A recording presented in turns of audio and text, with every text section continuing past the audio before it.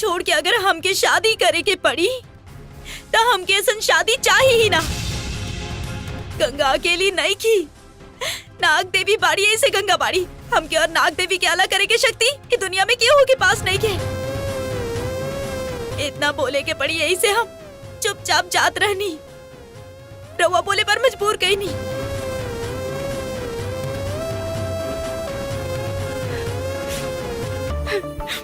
हम आपके नमक खेले बानी आकि हमारे शरीर में नाग देवी के खून दौड़ा था।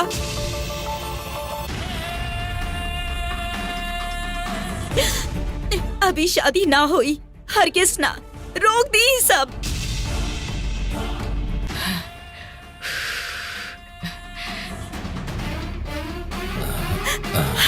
हमार बात आपके चोट पहुंचेले होगी तो हमरा के माफ कर दी।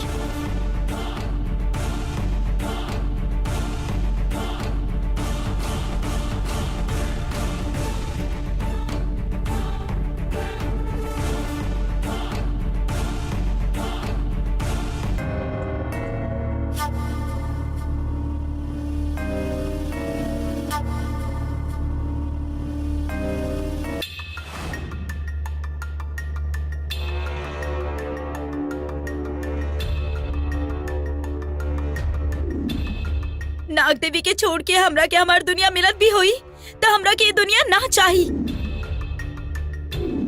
नाग देवी के पूजा छोड़ के अगर हमके शादी करे के हुई तो हमरा के ऐसा शादी की जरूरत नहीं के। बाकी नाग देवी और परिवार में हमरा खातिर परिवार दूसर स्थान पर आई।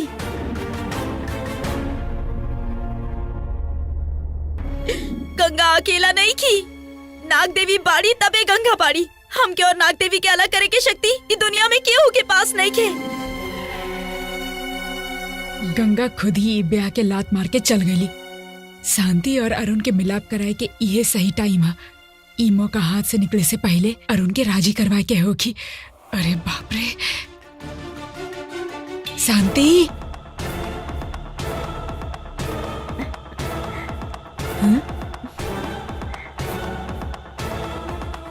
ए शांति,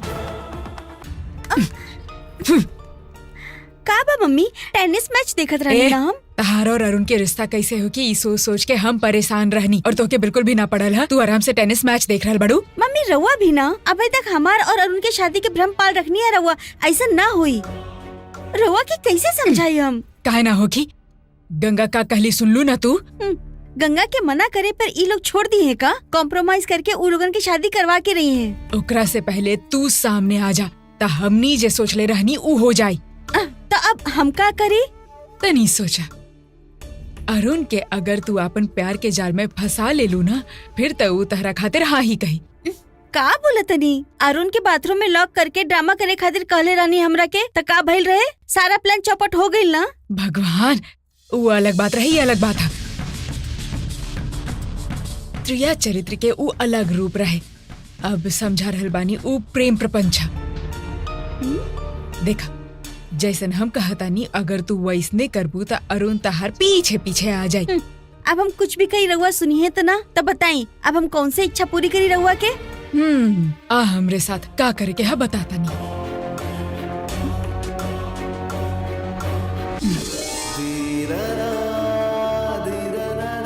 देखा हो जा, अरुण अकेले बैठल है, तू सीधा ओकरे पास जा। हाँ अरुण, ऐसन बोल के ओकरे बगल में बैठ जा। तू खाना खैला का? बड़ा प्यार से पूछा। पहले हम कबू अरुण से ऐसा बात ना कहनी है मम्मी। अचानक ऐसे बोलब तो ओकरा के अजीब ना लगी। जैसन हम कहतानी तू बिल्कुल वैसने करा। ठीक है, तू खाना खैला का? ई हम जाके ओकरा से पूछे तनी। हाँ खा लेनी ऐसा कहला था।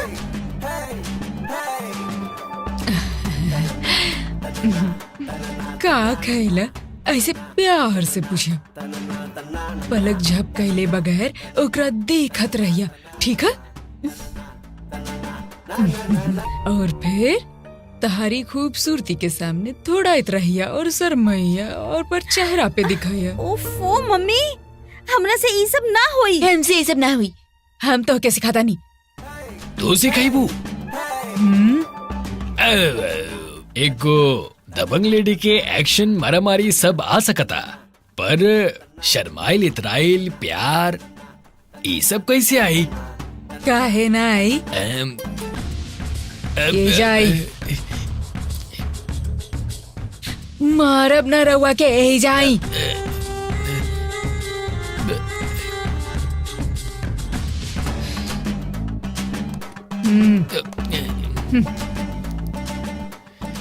अब हम शांति और आप अरुण। अब रउआ फोन पे बोल रहल बानी, ऐसे एक्टिंग करी जाई ना। अरे लेकिन काहे?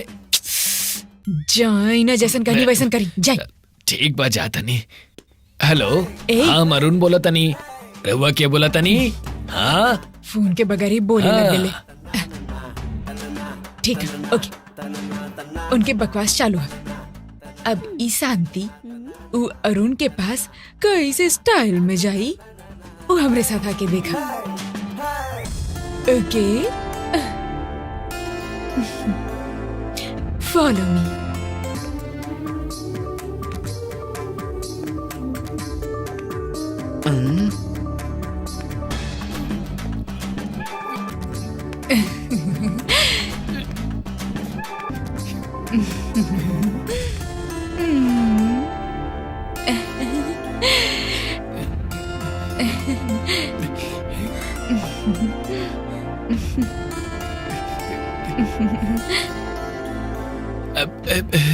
इतने से तुमको बता के देख ले नहीं की। ओ मम्मी, हम आपके शर्मावत भय कबो न देख ले रानी। Thank you, thank you.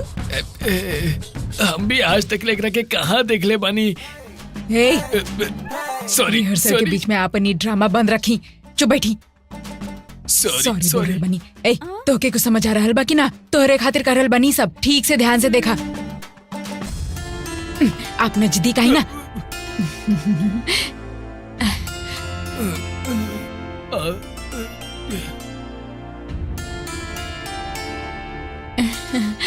तू खाना खाइला?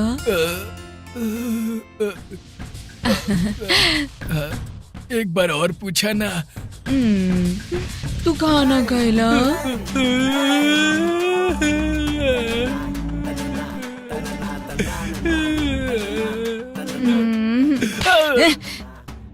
रो कह रहल बनी।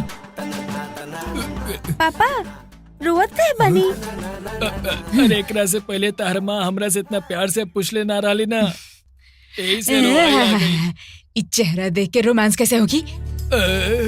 देखी, हम शांति और आप अरुण बनी। अब हमनी के एक रोमांस कैसे कल जाला ई सिखाई के। अच्छा से एक्टिंग करी। तनी तरफ आई।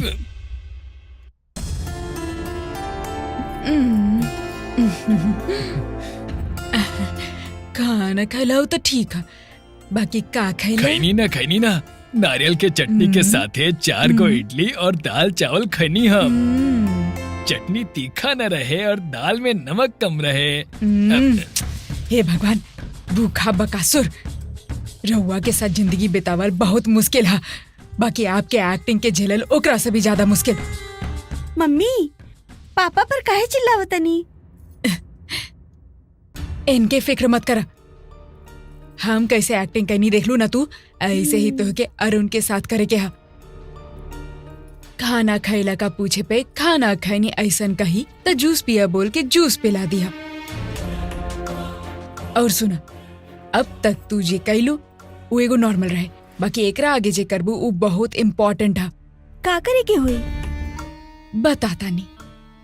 ओकरा जूस पिए के बाद तहार आंख में कुछ गिर गई हा कह के अचानक ओकर करीब जा। ऊ कही आंख में कुछ भी ना हा और तू ओकरा छोड़िया मत ना, कुछ गिरला ऐसन कह के ओकरा और नजदीक जाके ऐसे क्लोज जाके खड़ा हो जाइया।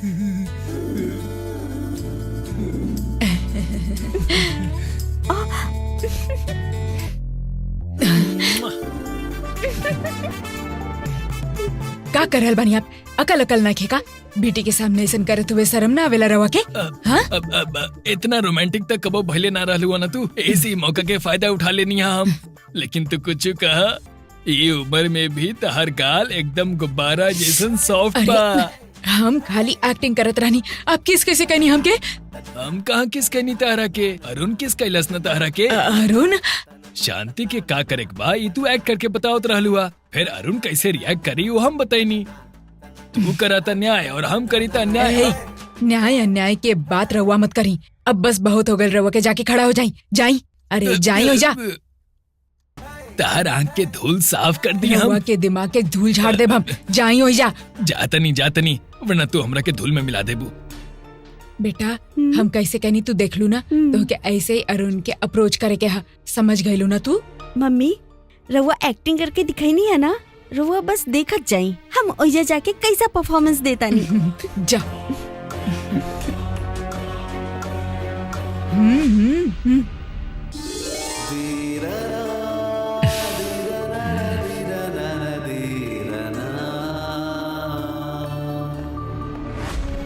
हाय अरुण। हाँ हाय।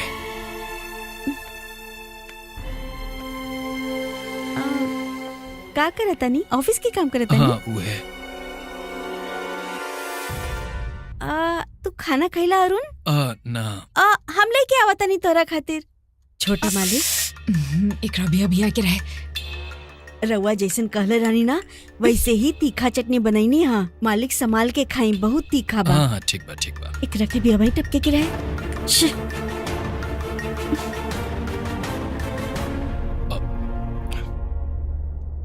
तू खैबू का?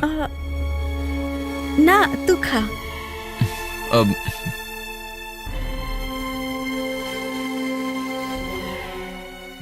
बढ़िया बा। कुछ तक कर न जा, ओकरा पास बैठा।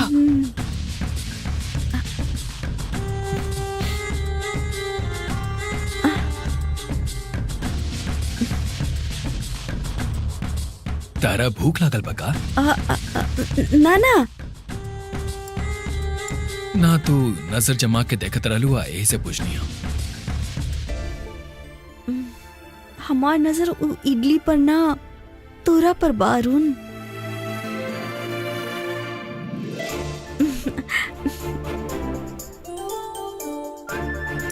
अरे शर्मा मत, खाना। ना तू खा लेना।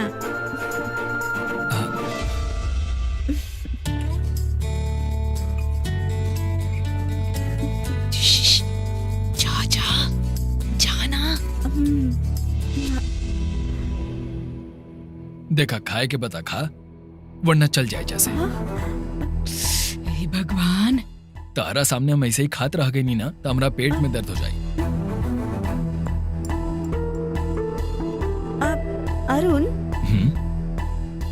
अरुण तोहर आँख में कुछ गइल बा, दिखावा था। अरे ना कुछ था? गइल हा, देखे तो दाना, देखे था हमरा के, देखे था। अरे नहीं खे ना, कहा था अरे हमरा के दिखा था, जरा रुका तू। अरे लावा दिखावा। अरे पर रुका ना।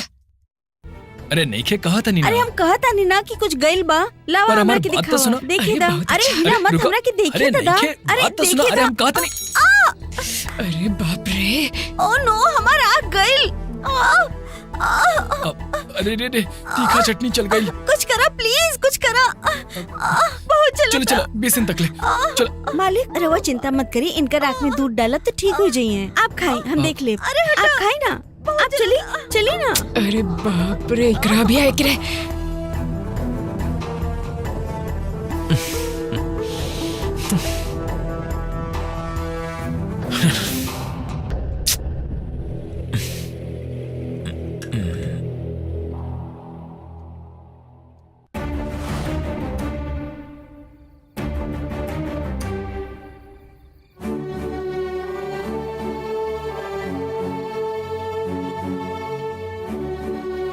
पिताजी खाना खा ली।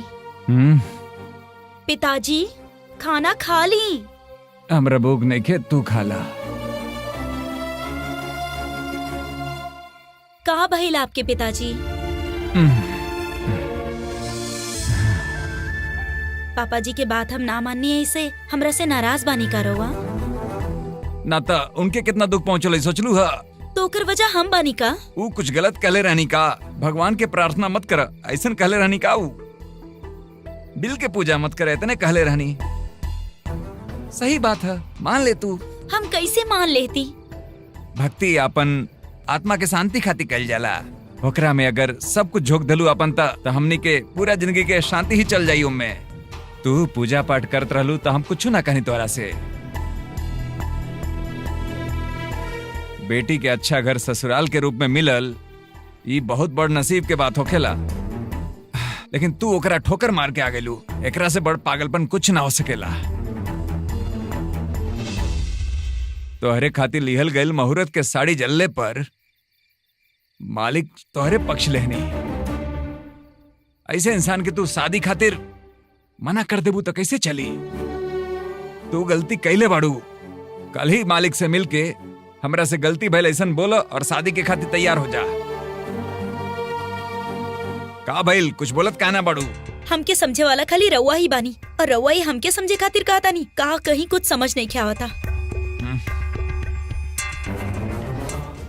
हमरा पास दैवीय शक्ति बा, यही कारण ही शादी तय भइल रहे और अब हम नाग देवी के पूजा ही ना कर सकेनी ऐसन कह रहल बानी। शादी खातिर कंडीशन रख के हम पापा जी से लिखवा के ले रहनी, बाकी ओकर रखल कंडीशन हम मान ना सकेनी काहे कि ओमे न्याय नहीं खे। बेटी के खुशी जितना पिता के प्यारी होखेला ओसे कहीं ज्यादा हमके ऊ नाग देवी के पूजा प्यारी बा। हम ऐसन मानतानी। वो ये सब छोड़े खातिर कहतानी, ऐसे कैसे छोड़ दी? पापा जी अगर हमारा आदत बदले के कहले रहते तो हम बदल देती। हमार पसंद नापसंद बदले के कहले रहते तो हम वो भी कर देती। बाकी हमार दिल बदले खातिर कहिए तो हम कैसे बदल दी? एगो अच्छा रिश्ता हाथ से निकल जाई, आपके यही के दुख होता ना। बाकी हमके ये सब देवे वाली नाग देवी ही बाड़ी। रउआ सब भूल रहल बानी, बाकी हम ना भूल ले बानी। इस सुख खातिर हम नाग देवी के छोड़नी तो वो सुख भी हमरा खातिर दुख जैसा नहीं हुई। नाग देवी के छोड़ के हमके कितना भी मिलल ना तो ना के बराबर ही बा। झूठ बोल के ही शादी कर सकेले, कर्ज लेके भी ही शादी कर सकेले, बाकी धोखा देके ही शादी ना करे के हमके। नाग देवी के पूजा रोक के शादी कइल मतलब नाग देवी के धोखा देल बा और हम ऐसन धोखा जिंदगी में कबो ना दे सकेनी। पापा जी खातिर बहुत लोग बाड़े, बाकी नाग देवी खातिर हम अकेला ही बानी। हम नाग देवी खातिर ये जिंदगी जिया, बाकी उनकरा छोड़ के ना।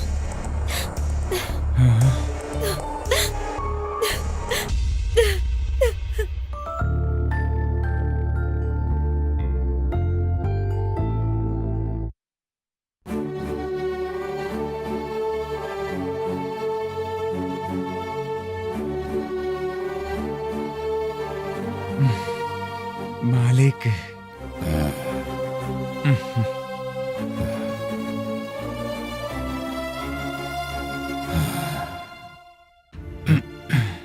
नाग देवी खातिर ही जिंदगी जी ऐसा जिद पकड़ के बैठल बिया। ओकर पूजा रोकल के एक के रास्ता बा, हमरा काम पर से निकाल देई। सिर्फ यही एगो रास्ता बा मालिक। ये तू का बोला तड़ा? तोरा के कैसे घर से बाहर निकाल दें? वाहियात बात मत करा। मालिक, हम अपना बेटी के आपके बहू ना बना सकनी, ये बात हर वक्त हमरा के खातिया। ओकरा से अच्छा हम यहाँ से निकल जाता नहीं। ओमकार, तू ऐसा काहे कहा तड़ा? हम रउआ कोनो काम के नहीं की मालिक। कौनो काम के नहीं कही बोल देला तो का ही सच हो जाई?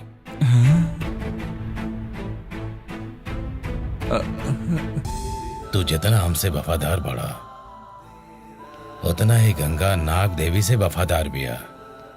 तो दोनों में ही वफादारी बा। ओकर कहा करी हमके कुछ समझ में नहीं आवत। एकरा से पहले जब रमया, माया, शांति इनके साथ जब तय होखला के बाद शादी टूटल तब हमारा कितना दुख ना भइल, कबो ना। पर जब से गंगा शादी खातिर मना कइले बिया तब से हम बहुत परेशान हो गइल बानी। गंगा ही घर के बहू बनी, ओकरा खातिर हम कहा करी हमके उहे समझने के आवत। मालिक, हमें को बात बताएं का? बुरा तो ना माना बाप। कहा बोला तू? स्वामी जी से मिलके ये समस्या का और कोनो हल बाका ई उनसे पूछ लें। गंगा के पूजा केला से रोक ना सके नी जा, पर दूसर कोनो रास्ता होखी ता तो उहे हमने अपना लिहल जाई।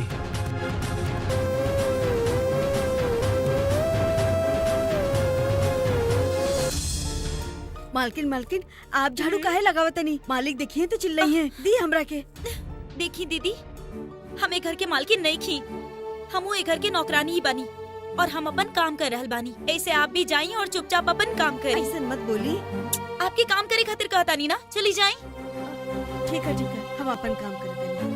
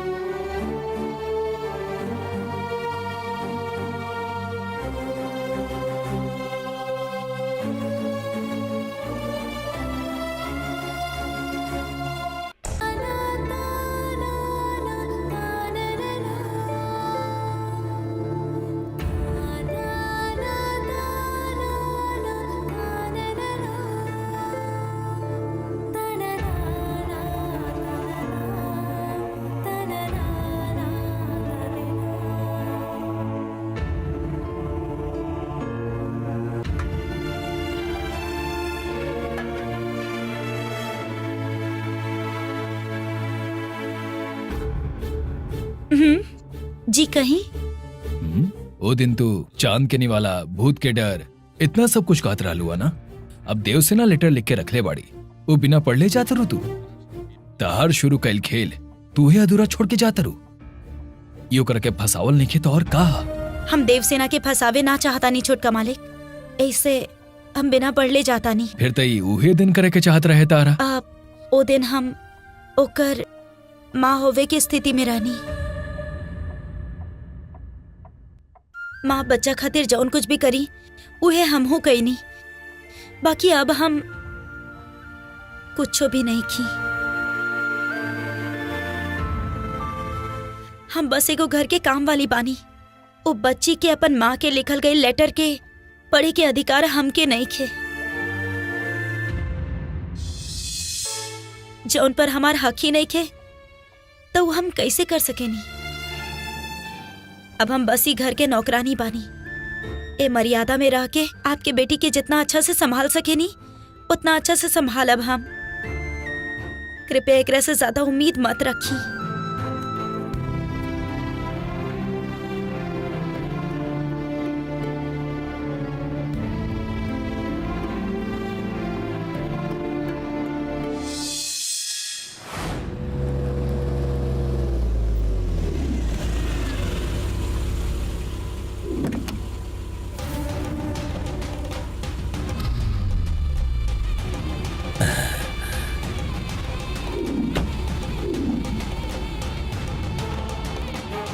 आई स्वामी जी, आई आई बैठे। रहे था का परेशानी बाबू बतावा। स्वामी जी, रउआ जैसे कहानी वैसे हम गंगा के पूजा करे खातिर मना कर देले रहनी। लेकिन वो हमार बात मानते नहीं है। पूजा करल बंद करके अगर शादी करे के होगी तो हमके शादी ही नहीं करे के, ऐसा हमसे कहलस।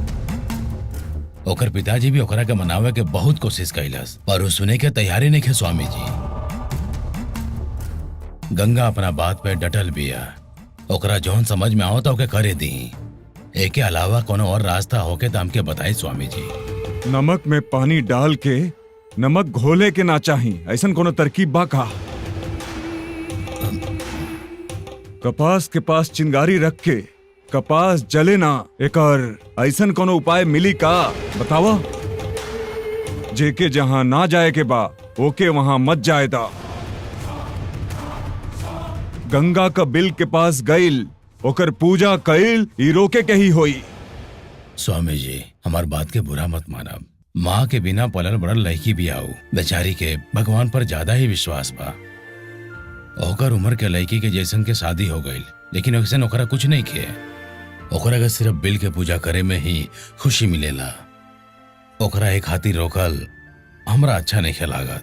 ओ नागिन के भक्ति पूजा करे वाले लड़की का खून ओकरा ऊपर गिरल तो पता बा का होखी? तनिको कल्पना बा तोहरा के? बोला। हमके पता बा, पर गंगा बेचारी सीधा साधा लड़की बिया। ओकरा वो पता नहीं है कि अपना नाग देवी पे ओकरा कब विश्वास भइल। और केहू के विश्वास तुरल ना जाला, ऐसा धर्म ग्रंथ में भी लिखल बा। और आपके ज्ञान विद्या ओकरा के गलत थोड़े बताई। परिस्थिति समझ के आप कुछ तो हल निकाले स्वामी जी।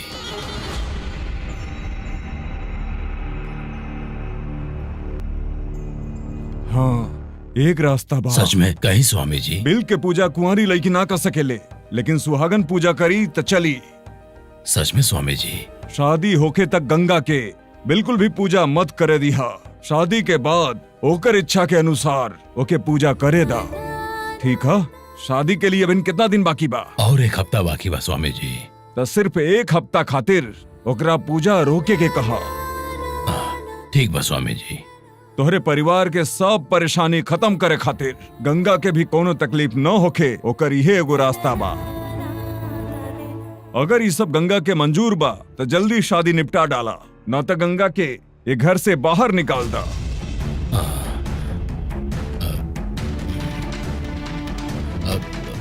स्वामी जी सब कुछ छोड़ के दया दिखावत रहनी ता हमनी जोन पहले पाप कैले बानी ना, वो सब तोहरा सर पे आई।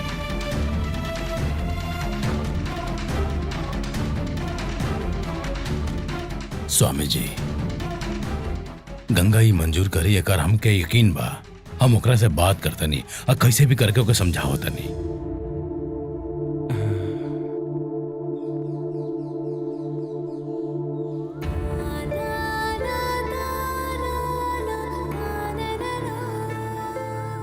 गंगा तू अपन इच्छा के त्याग न करा, एक खातिर हम ही फैसला ले लेबानी। बेकार के जिद मत करा। मंजूर है ऐसा बोला बेटा। अरे सिर्फ एक ही हफ्ते का तो सवाल बा। बस एक बारी शादी हो जा, फिर तू हमेशा की तरह पूजा कर सकेलू। अब तू ज्यादा सोचा मत। पूजा करे से तोरा के केहू ना रोकी। का बेटा, मालिक तोहरा खातिर इतना सोचता नहीं, अब तू काहे आनाकानी करताड़ू? ना पापा, एक हफ्ता नाग देवी के पूजा ना कर पाई, इस सोच के ही हम परेशान हो गए बानी। इसे का करे के चाहिए कुछ समझ नहीं के आवत। मैं का समझेगा बा बेटा? नाग देवी के रोज अंडा और दूध रखेगा बना, तू हम रख दे। पापा जी आप एकरा में इतना चौके का बात बा? तू रोज नाग देवी के पूजा करेलू, तोरा जगह हम करब। तू जितना भक्ति भाव से पूजा करेलू उतना भक्ति भाव से शायद ना होके, लेकिन करब। एक घर के बहू के लक्षण तोहरा सिवा और केहू में नहीं है। हम कहले रहनी ना कि तोहार और अरुण के शादी खातिर हम कुछ भी करे के तैयार बानी। अब बोला। रोआ इतना सब कह देले बानी, तय कर आगे हम का बोली? जे तय हो चुकल रहे वही होई।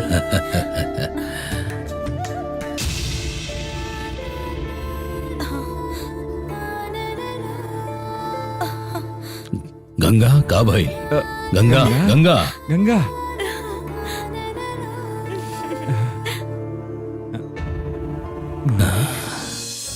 हमरा बहू के चेहरा पर फिर से खुशी लौट आइल बा। हाँ, मालिक। अब जाके कहीं हमार मन के सुकून मिलल बा, पर हाँ। यही से भागत कहाँ चल गई?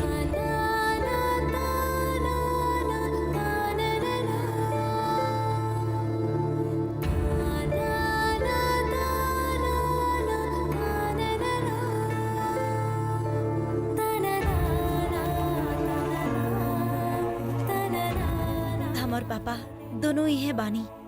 तू हमने के छोड़ के कहाँ चल गए? तू का कर रहल बाड़ू? हम और इंतजार ना कर सकेनी। तू जल्दी आवे वाला बाड़ू की ना? देव सेना।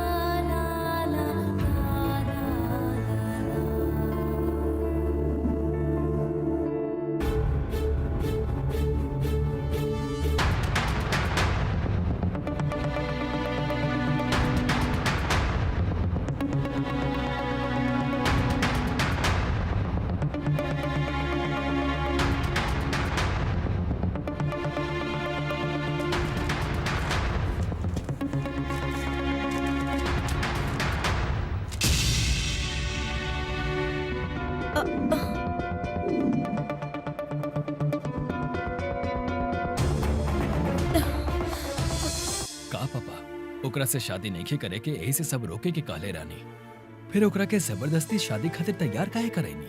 ऐसे ही रह देती ना। नहीं बेटा,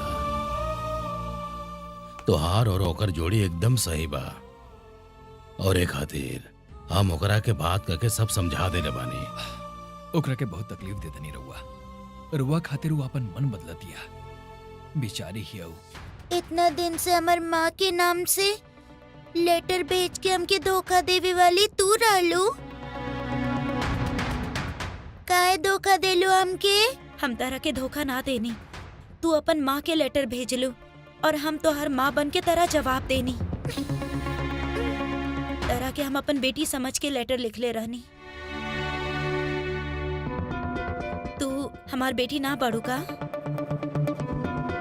वो एगो लड़की है, ओकरो कुछ सपना होई ना, ओकर सपना हम पूरा नहीं कर सकत, ऐसन हालत में बानी हम। हमरा से शादी करा के काहे ओकर जिंदगी खराब करतनी? तो दोनों की जिंदगी एकदम अच्छा हो कि यही यकीन के साथ हम ही शादी करवाओ तनी। अबे तोहार हालत अच्छा नहीं है, पर एक बार गंगा के गले में मंगलसूत्र पहना देबा तो तोहार मन जरूर बदल जाई। पर वो गलत सोचा तनी पापा। हम गलती कैले होखी ता हमरा के चाटा मारता, और हम सही कैले बानी होखी ता हमरा के गले से लगाला।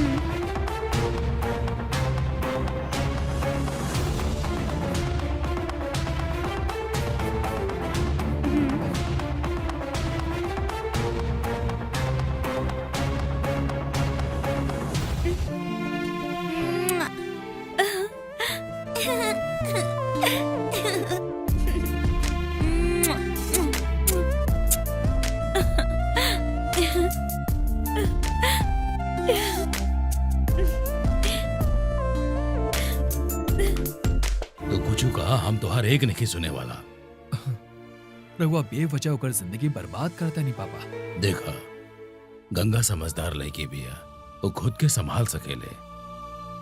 का देखत बाड़ा केहू लड़का के जिंदगी में कोनो लड़की आवे तक ओकर जिंदगी ओकरे हाथ में होखेला, पर एक बार लड़की आ गई ताऊ फिर कितना ही होशियार काहे ना ओकर जिंदगी के बाग डोर लड़की के हाथ में ही चल जाला।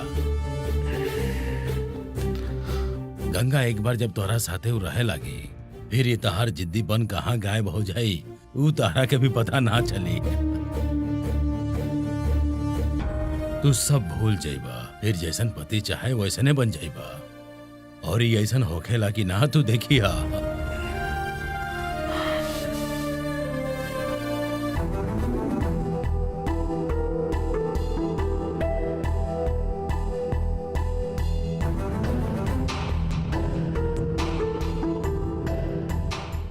गंगा इस शादी खातिर मना कर दे से खातिर इस शादी होकी कि ना होकी ऐसा सोचत बाड़ा तू लोग, लेकिन इस शादी कैंसिल नहीं के भइल होके वाला बिया।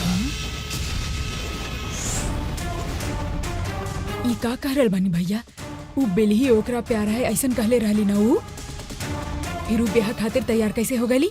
शादी के बाद पूजा करे खातिर कोनो प्रॉब्लम नहीं है ऐसा स्वामी जी कहले बाने, यही खातिर गंगा शादी खातिर मान गई।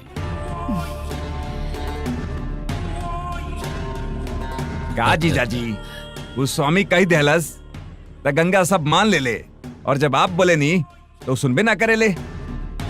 का है जीजाजी हमरा तो बिल्कुल यकीन ना होता एकरा पर। हाँ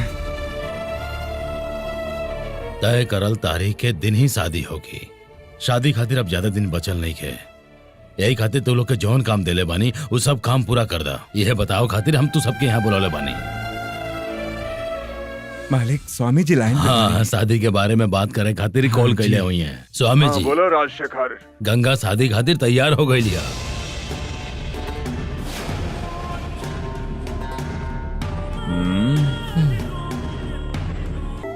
ये सब आपके वजह से ही भइल बा।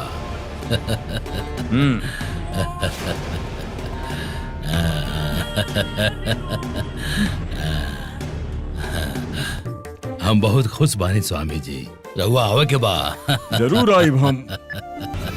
गंगा ब्याह खातिर मना कैले रहली, यही से हम शांत हो गए रहनी। ई वापस बुला के सब बिगाड़ देलस। उनकरा के जे करे के करे दा। ए हम ना छोड़ सके नी, ई घर पे तहार हक है। अगर केहू भी बीच में आई तो हम ओकरा छोड़ब ना। देख लू ना तू, तार भाई तो तारा से कुछ पूछबे ना करेला, तू ही काई सब लेके बैठ जालू। हाँ ये सब छोड़ा, तू शांत रहा। ना बैठब हम शांत। एकर और अरुण के ब्याह होखी तबे हम शांत बैठब। एकरा खातिर हम जे कर सके नी करब। गंगा गंगा गंगा वही जब यही से ओकरा सर पे बैठा देले बा। उ ना होकी तो हमनी के पास ही आए के होखी ना, ओकरा ही खत्म कर देब हम। हाँ मम्मी रहुआ का करे वाला बानी? ए अभी वो कहाँ पे बिया? अरुण के रूम में जात बे देखनी है हम ओकरा के। चल ये बहुत अच्छा भइल। अब हम अपन काम शुरू करतानी। हम के बानी ओकरा दिखाई।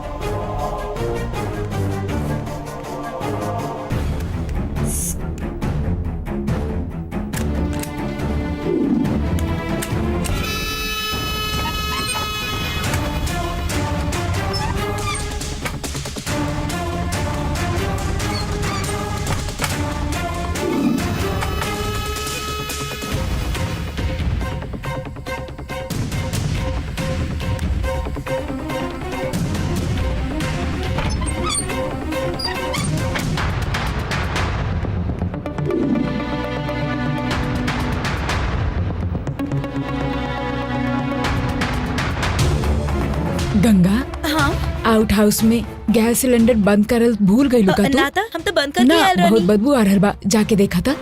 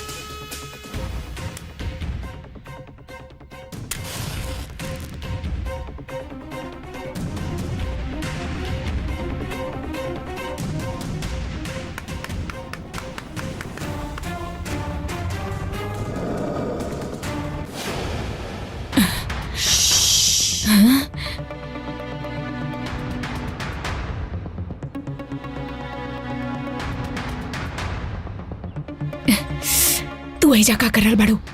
हम यहाँ बानी, अपन बेटा के मत बताइया। हमार बेटा के बाकी काहे? आप और गंगा लुका छुपी खेल रहल बानी ना, वैसे ही हम और आपके बेटा लुका छुपी खेल रहल बानी। आप यहाँ छुपल बानी, ई हम गंगा के ना बताइब। वैसे ही हम यहाँ छुपल बानी, ई आप अपन बेटा के मत बताइया।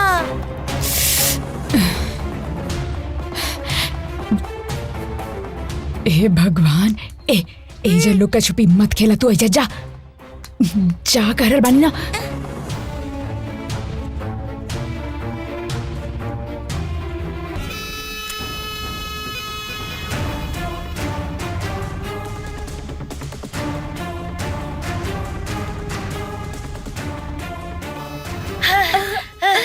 काहे भाग रहल बड़ा? देवसेना इधरे छुपल बाड़ी, तू देख लू का ओकरा के।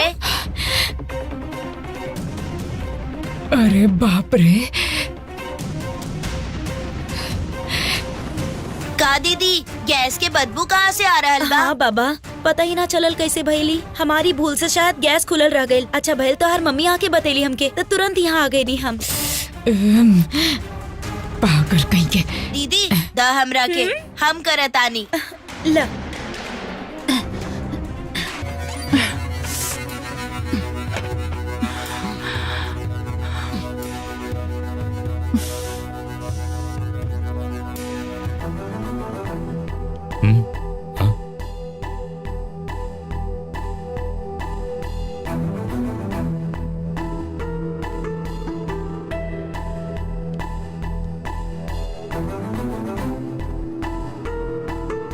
क्या कर तोड़े जा? कैसे बात करते नहीं रम्या? ए समय तू एजा कहाँ करता रू? ना कुछ ना करत रानी, हम उस शंखा ना ओकरा के देखत रानी। ओकरा का देखा तोड़ इतना रात के? हाँ, एमे बैठल आत्मा ही हमार बेटी के गायब कैलस हा। ओए में आत्मा आत्मा कुछ नहीं के। स्वामी जी एकरा अंदर धागा बांध के कैद कैले बानी, ऐसे कह के सबके उल्लू बनावत बाने। हाँ, मतलब एमे आत्मा ना हा? है इंसान के आत्मा होखी, वो बड़ा होखी ना। इतना बड़ आत्मा के ऐसा छोट संख में कैसे कैद करी? हाँ बोला, अगरबत्ती के धुआं। हाँ, एमे आत्मा हा, सब लोग ई बात के यकीन कैनी हा। हमके यकीन नहीं है ई बात पे। ऊ दिन तो रहुआ भी डर गइल रानी ना। वो दिन हम ऐसे ही डर गए रानी, पर अब हमार माइंड क्लियर बा। वो आत्मा के एक बार हमारा सामने आवा था, ऐसा भगा भगा के मारम ना। देखिए तू ऐसा मारम ना कि हमारा सामने से भाग जाई। रहुआ भगाई?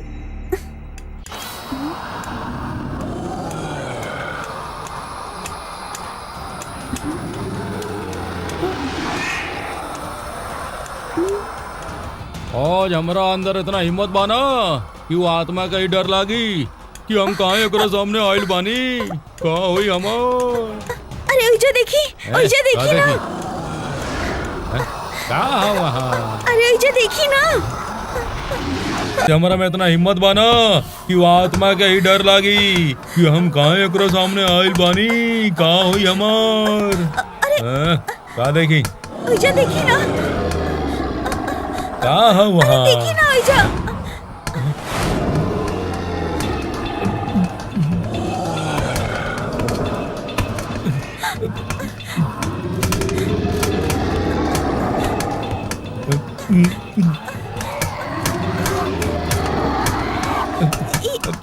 ई का होता?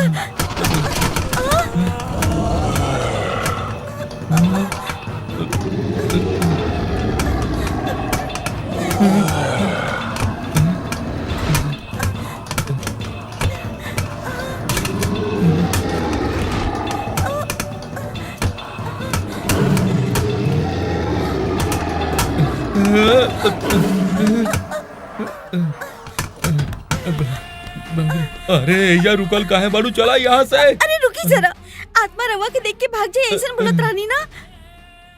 अरे वो तब ना रहे, ऐसे हम कह देले रानी। अब वो दिखा देले बिया। अब हमने की ज्यादा देर रुकल जाई तब मारल जायल जाई। चला निकला यहाँ से, जल्दी आ जाई। चला भागा भागा। अरे चला, अरे देखा मत पीछे चला।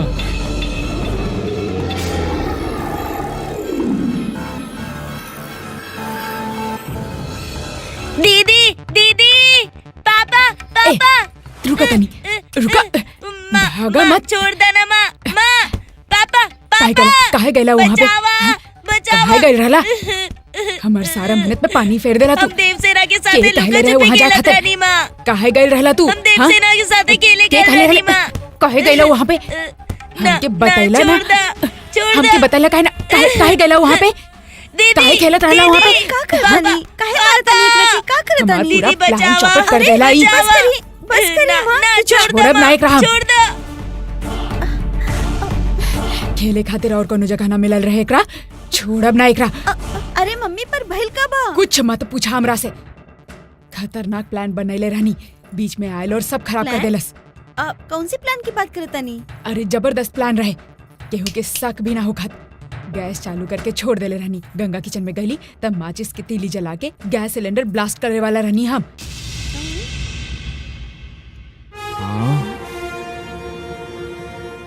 सिलेंडर ब्लास्ट हो जात त एगो हादसा लागत और ओकर कहानी खत्म हो जात, ब्याह भी रुक जात, बाकी तहारी भाई के लुका छिपी सब कुछ खत्म कर देलस। हाँ मम्मी, रउआ जानलेवे पे उतर आई नहीं हम। ए, हमार रास्ता में आए वाला या तो हट जाए या मर जाए। ई बार तो बच गईली, बाकी अगला बार ना बची हूँ।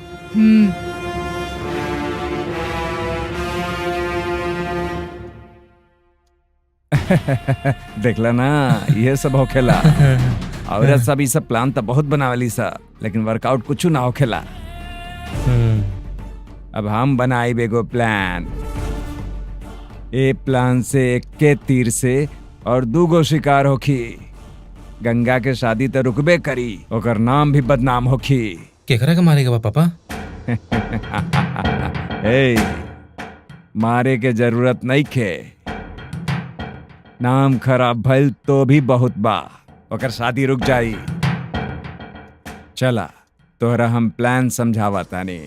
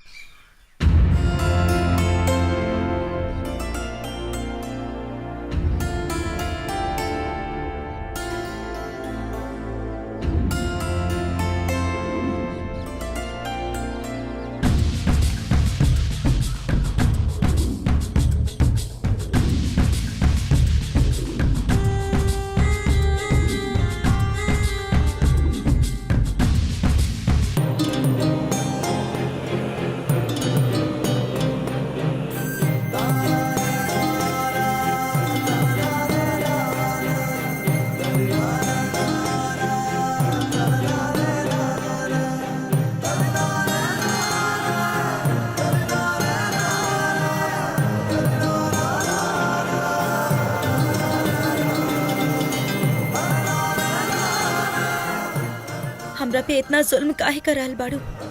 आँख के सामने होके भी पूजा ना कर सकेनी, सेवा ना कर सकेनी। ऐसन का गलती भइल बा हमरा से? एक दिन भी तहार पूजा ना कैनी त हमरा के कितना तकलीफ होखेला तारा के पता नहीं खेका।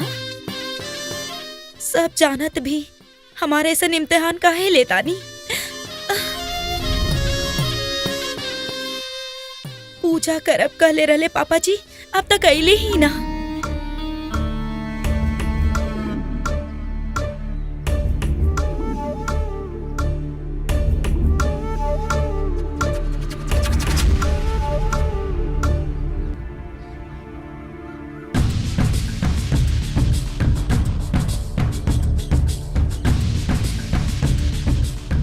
पूजा हम करब ऐसा एकरा के कहले रहनी, फिर भी पूजा के थाली लेके निकलल बिया।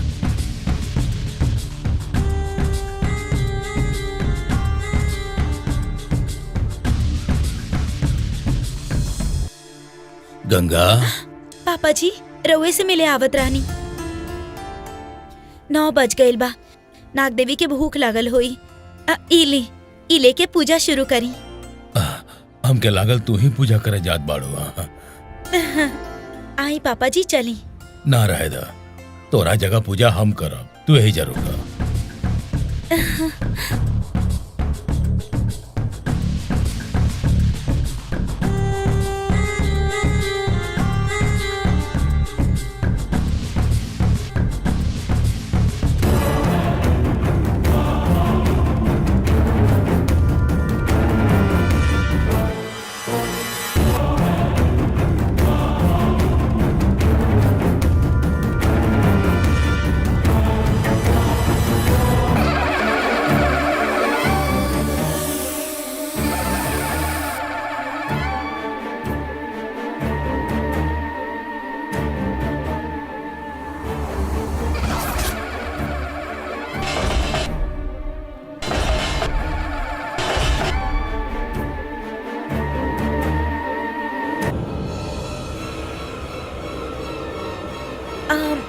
पापा जी हाँ थाली नीचे रख के बिल के हल्दी कुमकुम लगाएं।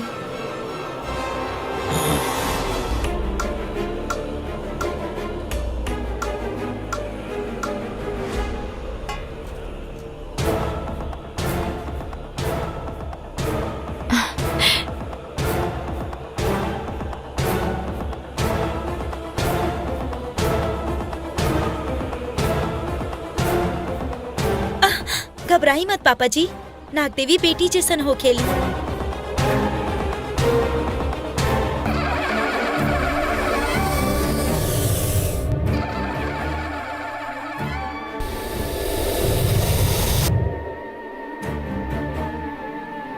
अब पापा जी पहले हार चढ़ाई।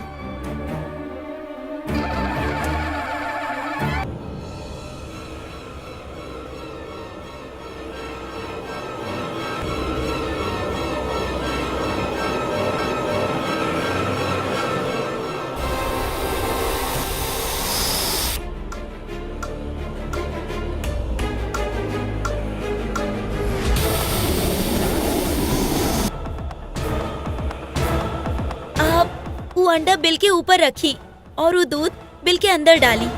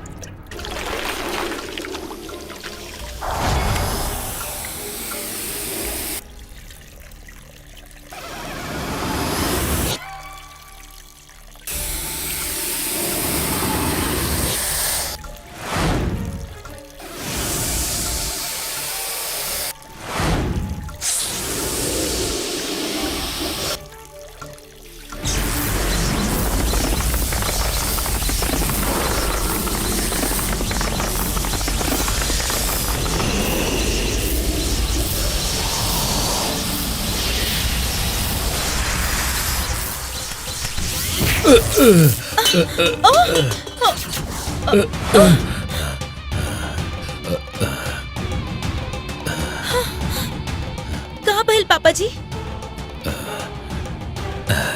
कुछ ना बेटा, कुछ ना।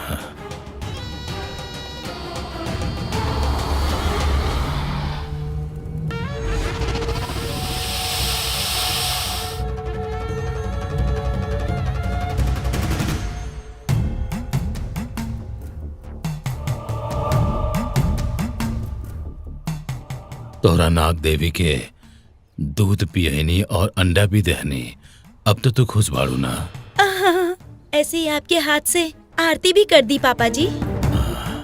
आरती करे ले तो पूजा पूरा हो जाला, करी ना पापा जी।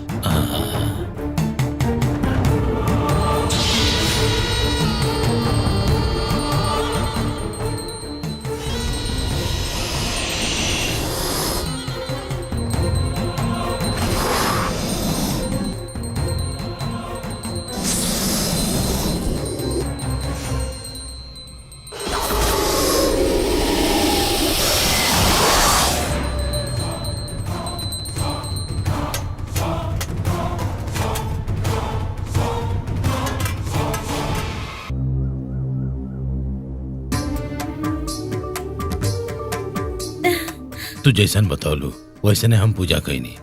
अब हम आओ तनी। पापा जी आरती तो लेके जाई।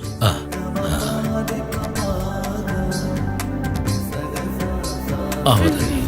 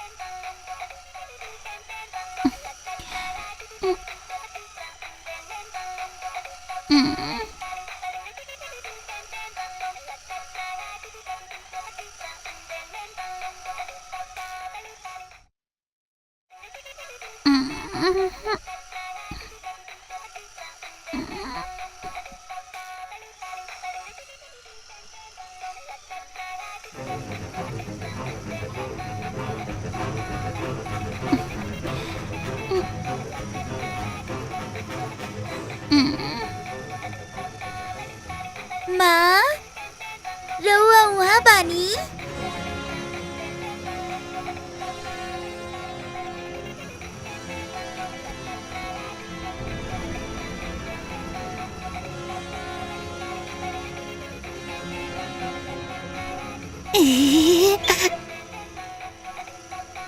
माँ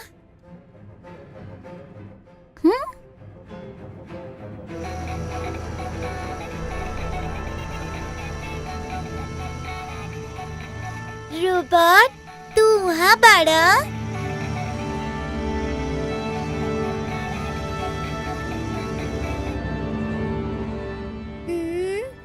ये तो आयल रहे खिलौना कहाँ चल गई?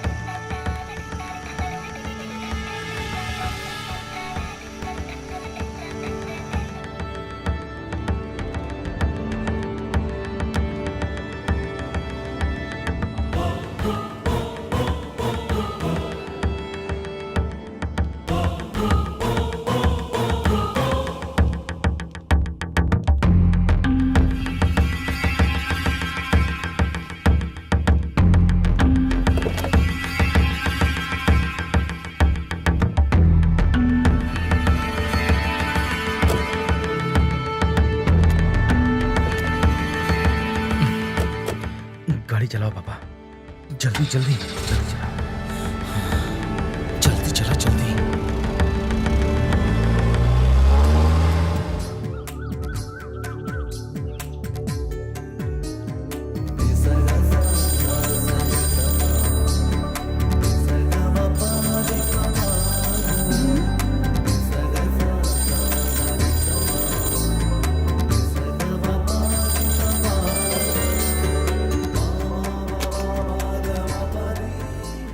हेलो हेलो, के बोला था? हम गंगा बोल रहल बानी। आप कौन? देखा, हम के बोला था नहीं जरूरी नहीं खे। अब हमार बात तू ध्यान से सुना। अब हम जोन बोले जाता नहीं वो बहुत ही इम्पोर्टेंट बा। ये घर के छोट बच्ची तोरा बहुत पसंद भी आना। वो बच्ची के तू भी बहुत पसंद बाड़ू। वो बच्ची कहाँ भी आ पता बा? हैं, ये वक्त तू हमारा कब्जा में भी आ।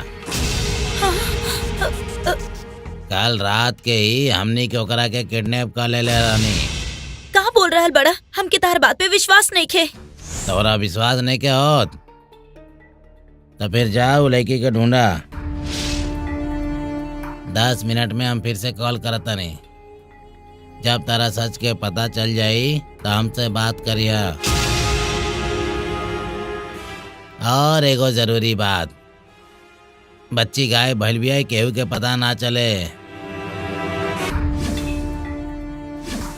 अगर तू ही केहू के बतौलू तो ऊ बच्ची जिंदा ना बची, हमनी के ओकरा के मार देहल जाई।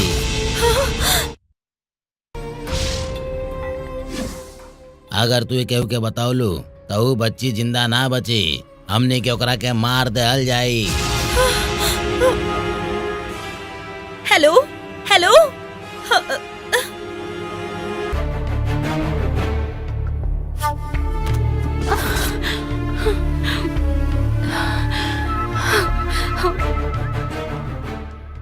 देवसेना की देखने का। अरे वो सुबह जल्दी उठ गई रहे शायद, एजा कहीं खेलत हुई तारा के देखल ना का। ना उसे मिले के मन भइल ऐसे पूछ लेनी। आप जाई। कहाँ हुई?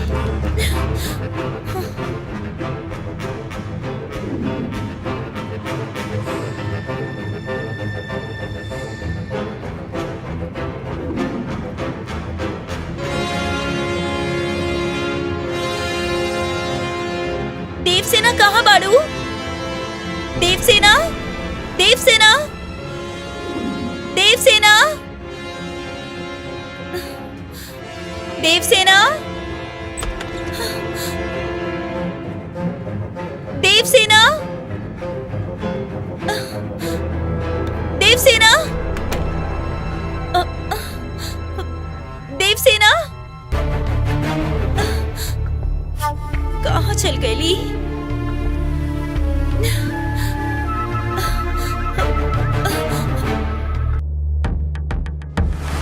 देवसेना,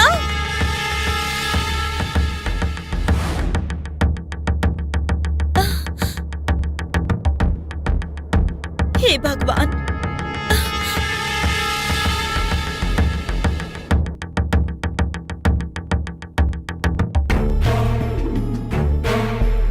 देवसेना, देवसेना, देवसेना, देवसेना, कहाँ चल गई लड़की? हे भगवान, देवसेना, देवसेना,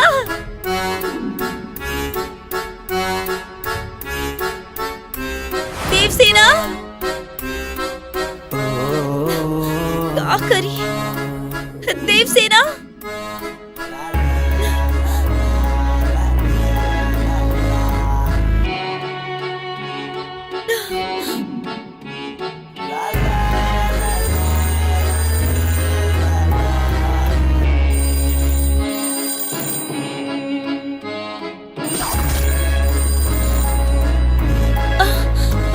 तू जा। ठीक।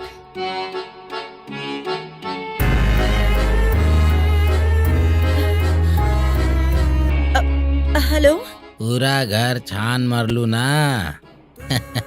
बच्ची कहीं ना मिलल ना।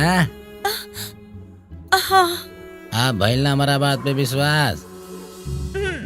भाई, बच्ची की काहे अगवा गई नी? कहाँ चाहिए आपके? आपके पैर पड़ता नहीं, हमार बेटी की छोड़ दी। अगर तोरा के बच्ची सही सलामत चाही तो तोरा के हमनी के 5 लाख देवे के पड़ी, वो 1 घंटा के अंदर। तू जल्दी से पैसा के इंतजाम करा और एकरा बारे में केहू के पता ना चले के चाही। अगर तू बच्ची गायब बिया ई कही के पुलिस के मदद लेवे के कोशिश कैलू तो फिर याद रखिया कि तोहार बच्ची के मारे के समय हमनी के हाथ बिल्कुल भी ना कपाई। हाँ ना, हम केहू के ना बताई। हमार बच्ची की कुछ मत करिया। फिर तू जल्दी पैसन का इंतजाम करा। हाँ, 1 घंटा में इतना पैसा कहाँ से ले आए?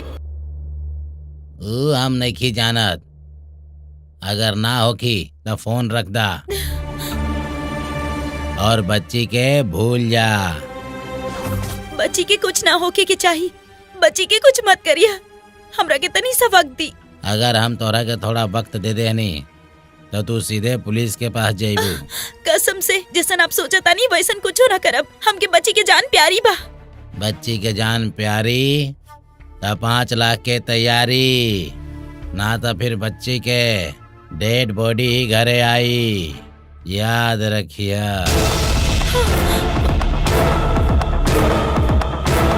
के चाहिए बच्ची के कुछ मत करिए, हमरा के तनी सा वक्त दी। अगर हम तोरा के थोड़ा वक्त देहनी ना तू पुलिस के पास जाइबू। कसम से जैसन आप सोचा तानी वैसन कुछ न करब। हमके बच्ची के जान प्यारी बा। अगर बच्चा के जान प्यारा बा तो 5 लाख तैयार रखा, नहीं तो फिर बच्ची की डेड बॉडी ही घर पे आई, याद रखिया।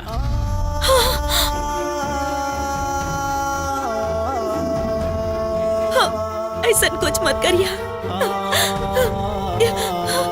हेलो हेलो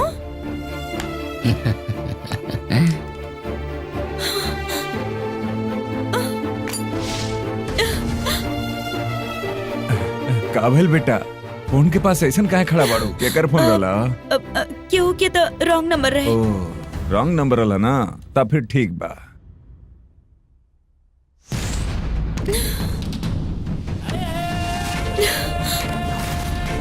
अगर बच्चा के जान प्यारा बा तो 5 लाख तैयार रखा, नहीं तो फिर बच्ची की डेड बॉडी ही घर पे आई, याद रखिया।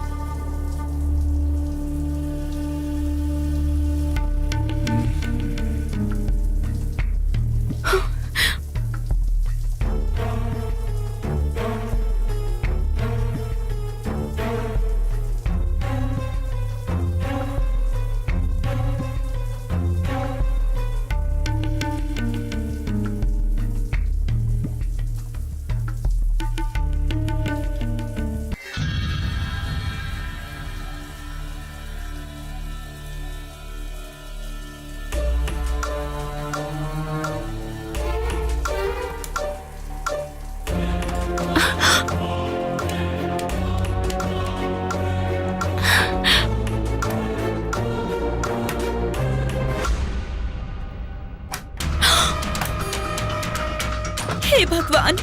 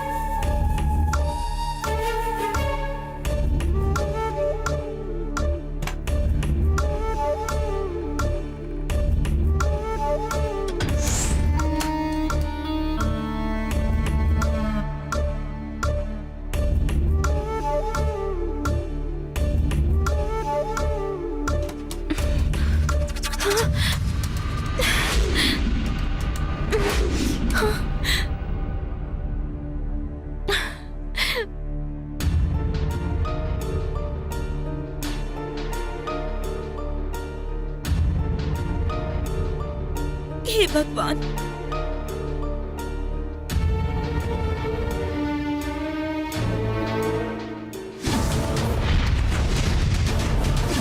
बाप रे, वक्त भी हो गई। अब बाहर कैसे जाएं? बच्ची की कैसे बचाएं? भगवान, क्या करी हम अब?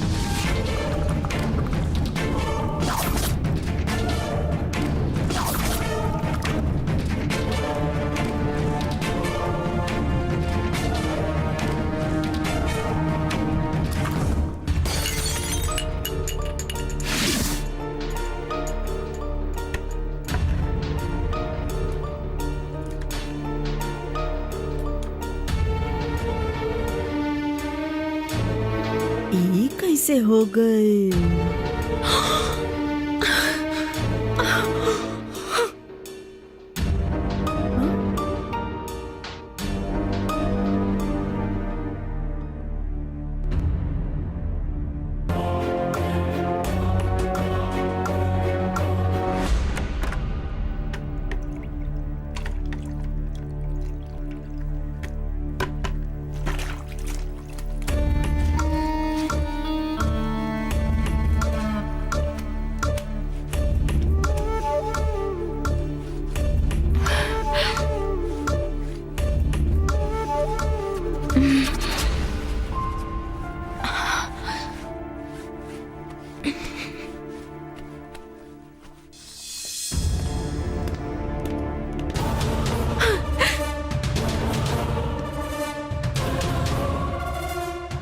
गंगा का भइल? काहे इतना टेंशन में लौकताड़ू? का बात है? हाँ ना भइल तो कुछ नहीं खे। तोहरा इतना पसीना काहे आवत बा? हमनी से कुछ छुपावत बाड़ू का? अब ऐसा कुछ नहीं खे, काम ज्यादा रहे यही से, बाकी कुछ ना।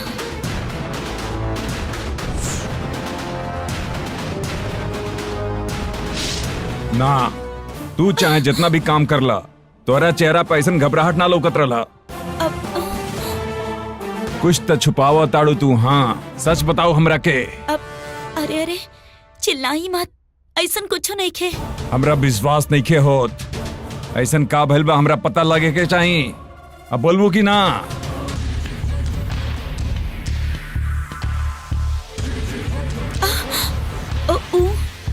हमार परिवार के सवाल है, ऐसे का करे के चाहिए समझ नहीं आवत। तो फिर सच बतावा ना, बोला।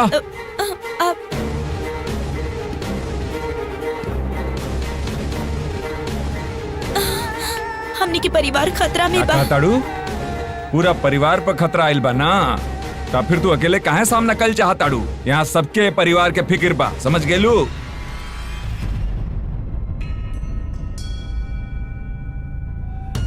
का भइल भाई, हमहू के पता चले के चाहिए, बोला। अरे इतना जोर से काहे चिल्लात बाड़ा? जीजा जी, ये पक्का हमनी से कुछ छुपावतिया। हम पूछा था नहीं तो बताओ नहीं के हमरा के। हम कहनी ना ऐसा कुछ नहीं के। का कुछ नहीं के तभी कहा फिर?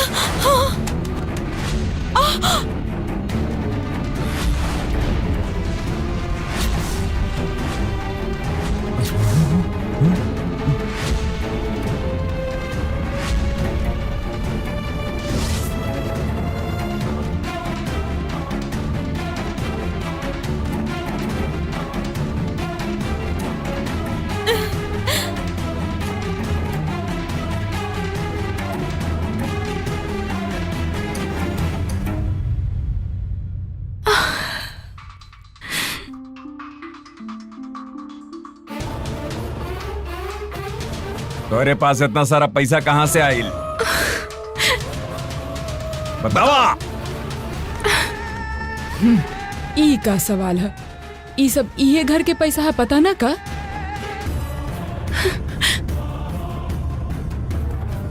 मतलब ये पैसा ही घर से चुरोले बिया का?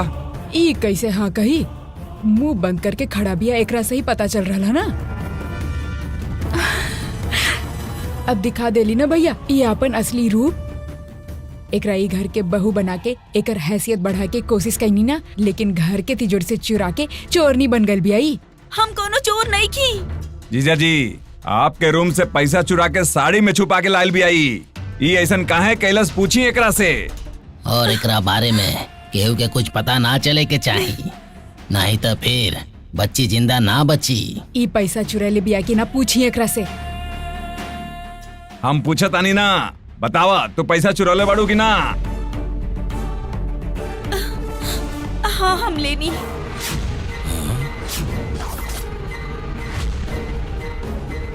अगर ही लहले होगी तो पक्का कोनो तो वजह होगी। हम एकरा से पूछे तो नहीं, तू जा। ऐसन कहे भैया, ई बिना पूछले पैसा ली और हमनी के पूछे के हक भी नहीं खे। ई इल्जाम हमनी पे लगी तो हमनी का करब? ई पैसा काहे ले ली बे सबके सामने, एकरा से पूछी भैया। गंगा बुआ पूछा तारी ना तो पैसा काहे ले लू, बता देना। हम ना बता सके नहीं, हमार मजबूरी समझी। तू वजह ना बताइबू तो सब लोग तारा पर चोरी के इल्जाम लगाई, समझ जाइए तू। कोनो अच्छा काम खातिर कैले होगबू ये हमनी के पता बा, पर ये लोग के भी तो पता चले के चाहिए ना। अब का भइल बा बता देना। हम ना बता सके नहीं, एकरा से आके रवा कुछ मत पूछी। एकरा आगे कुछ मत पूछी, एकर मतलब इहे चोर बिया साबित हो गए। अभी के अभी घर से बाहर निकाली।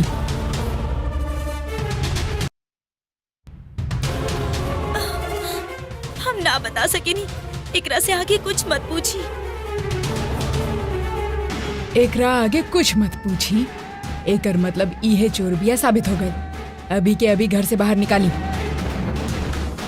बुआ का भइल भाई बात पता चलले बिना एकरा के चोर ठहरावल गलत बा। चोरी के पैसा के साथ पकड़ल गइल बिया, फिर भी तो एकरा सपोर्ट कर रहल बड़ा। गंगा वजह कुछ होके बता देना तू। देवसेना के किडनैप कर लिहल गइल बा।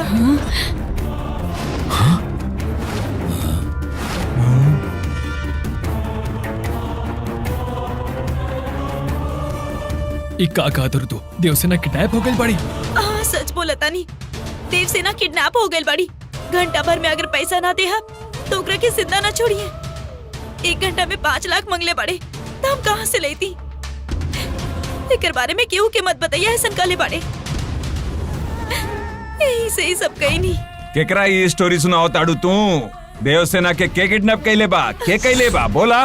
अभी पैसा खातिर कॉल आई। का बकवास कर ताड़ू तू? देवसेना हमरा रूम में हमरा बेटी के साथ खेलतिया।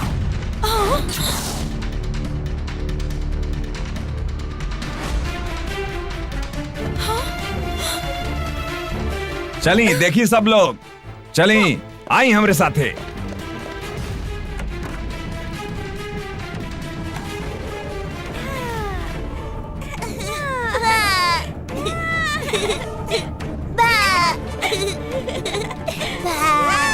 देख लेनी ना जीजा जी, ये लड़की यहीं खिलाती है, देखी।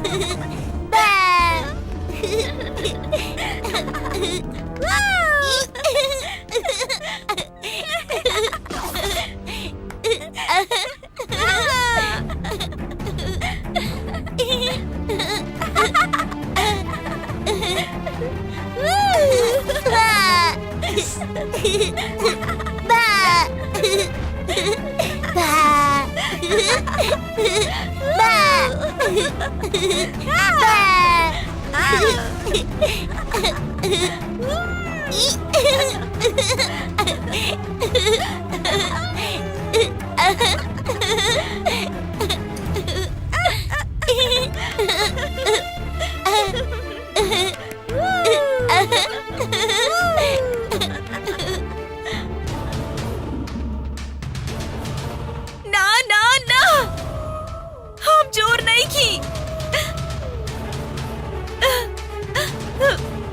हमके चोर मत कही, हम वैसन लड़की नहीं की। बच्चे के बचाव फेंके रहे, ऐसे वो पैसा लेनी।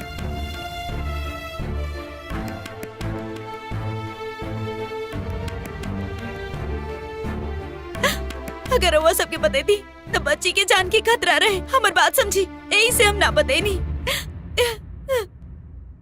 कसम से कह रहल बानी क्यों किडनैप के लिए बाइसन फोन आयल रहे। के कैले बा हम नहीं की जानत। फोन हम कैले रहनी। हाँ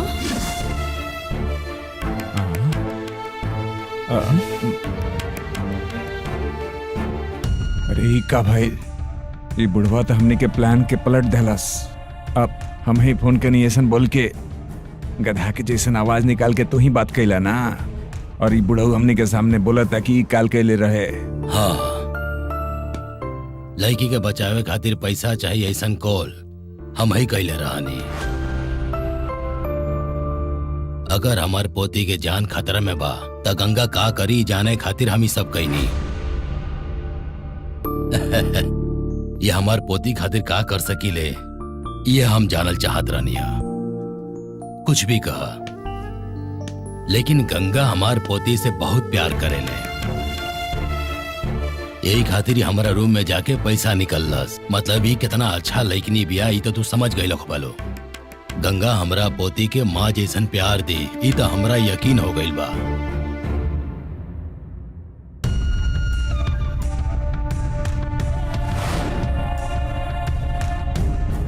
हमारी इम्तिहान में हमार बहु अच्छा नंबर से पास भइल बिया।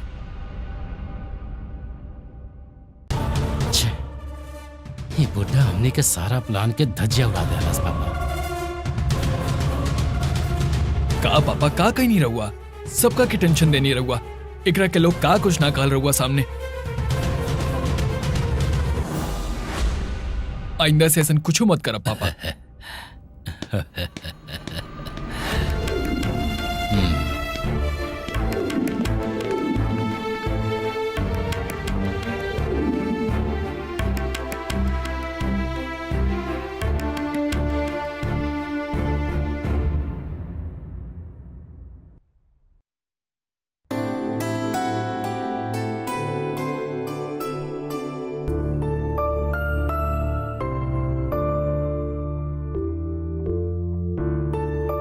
पापा जी।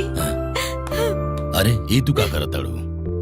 तू हमार पैर काहे छुआ तड़ू? हाँ पापा जी, हमके अच्छा से पता बा आप हमरा के फोन ना कैले रहले। काहे कि आपकी आवाज हम अच्छा से पहचानी नहीं, ऐसे आप हमरा के फोन ना कैले रहनी, ये हमरा यकीन बा। आप कहीं इल्जाम खुद पे लेनी हम जाना तानी। हमरा पे क्यों उंगली ना उठावे, ऐसे आप ऐसा कहनी। हमके फोन करे वाला के रहे ये पता चले कि चाहिए पापा जी। तू झूठ ना बोलबू, हम जानत नहीं बेटा। जे तारा शादी से खुश नहीं खे, ये हरकत अपना में से ही क्यों कैले होगी, एकर हमार पूरा यकीन बा। त ई के कैले होगी पता कैनी त घूम फिर के वो कोनो अपना घर के ही निकली। खुद के रिश्तेदार के गुनहगार बना के उनकर बदनामी करल, ये सब हमरा के अच्छा ना लागल। निश्चल मन के लोग ऐसन काम कबो ना करिए, लेकिन जो जन्म से ही बेरहम बाड़े वो लोग से इंसानियत के उम्मीद करल मतलब अंधेरा में काली बिल्ली ढूंढल जैसन बा। यहाँ इकट्ठा हमारी परिवार वाला कौना भी वजह से अलग हो गई लेता हमसे देखल ना जाई। तू ही परिवार के भला चाहत और तोहरा के ही ये परिवार के लोग इतना तकलीफ देत बाड़े। वो लोग जे कुछ कइले ओकरा खातिर हम तोरा से माफी मांगत हनी। पापा जी, ये इल्जाम आप खुद पे ना लेती तो इल्जाम जिंदगी भर हमार माथा की कलंक बन के रह जात।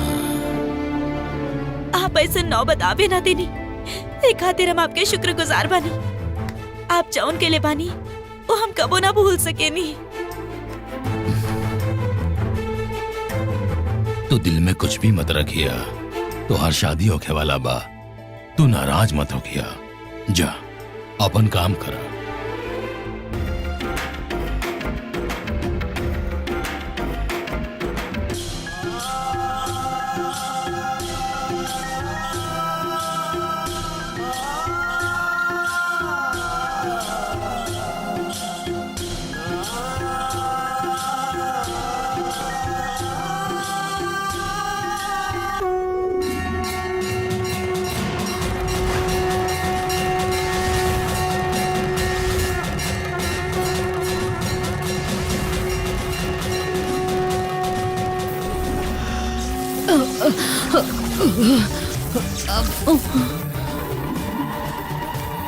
माता,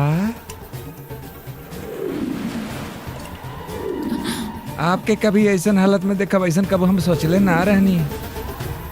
ओकर परिवार के सर्वनाश करो, तबे हमारा बहन के आत्मा की शांति मिली।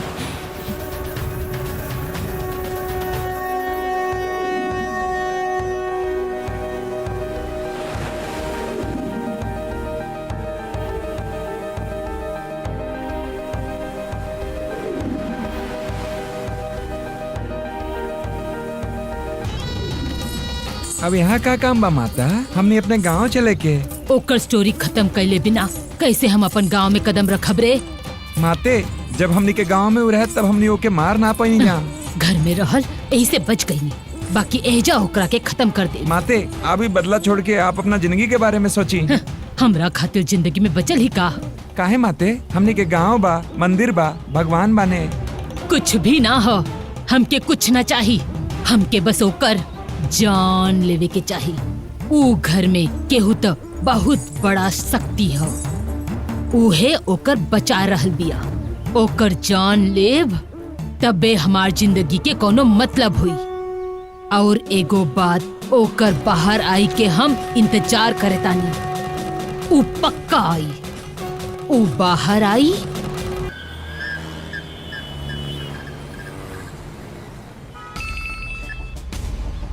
मैडम, पार्किंग में गाड़ी अटक गई बा, 5 मिनट में आओ तनी मैडम। पहले ही ब्याह के कार्ड छपवाए में इतना देर हो गई है और अब तू ठीक है हम मेन रोड पे आ रहल बानी, तू गाड़ी लेके वही जा।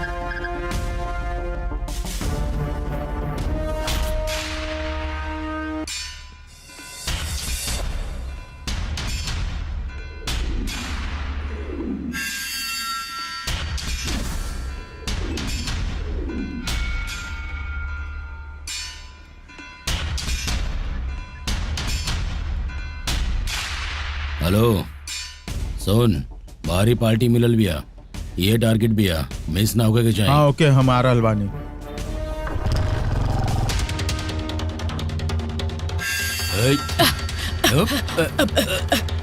छोड़ा, का कर रहल बड़ा? छोड़ा।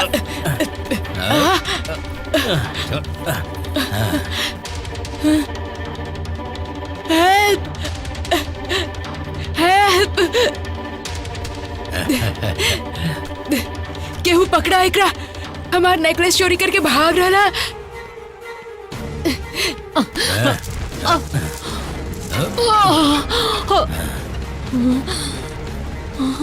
पकड़ा एकरा, चोर।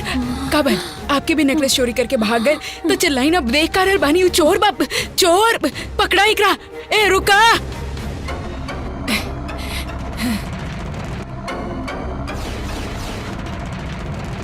ए रुका। अरे कहा देख रहा बड़ू, वो भाग रहा। ये देख, आते आते एक और हाथ मारनी है। बाद में देखल जाए, पहले बैठा तू। निकाल निकाल निकाल निकाल। का कर रहा बड़ू तू?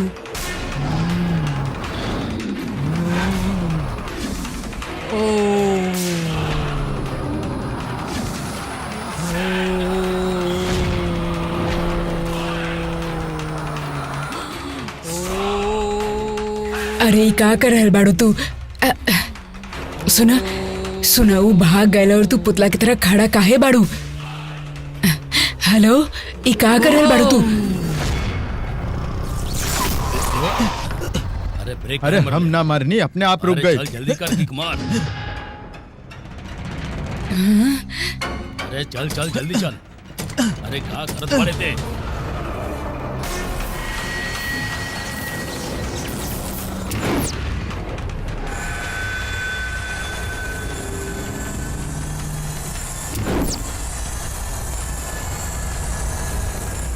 अरे वो पीछे से आवाज होगी, चल जल्दी स्टार्ट कर चल। अरे ये क्या होता? अरे बाप रे।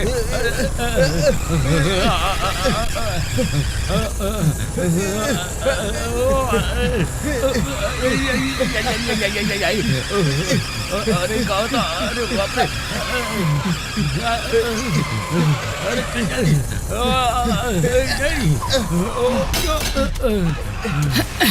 अरे गलती हो गई, गलती हो गई, माफ कर दी इली। सॉरी, हमने आपके पहचानी न छोड़ी है। चल चल चल चल गाड़ी स्टार्ट करो, चल चल जल्दी चल जल्दी चल, जान बचा, भाग भाग भाग भाग।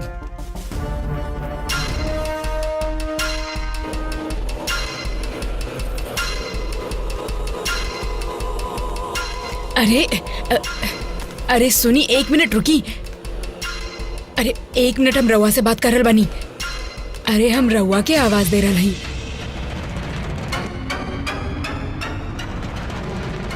हम आवाज दे रहल बानी, फिर भी रउआ रोक ना रहल बानी।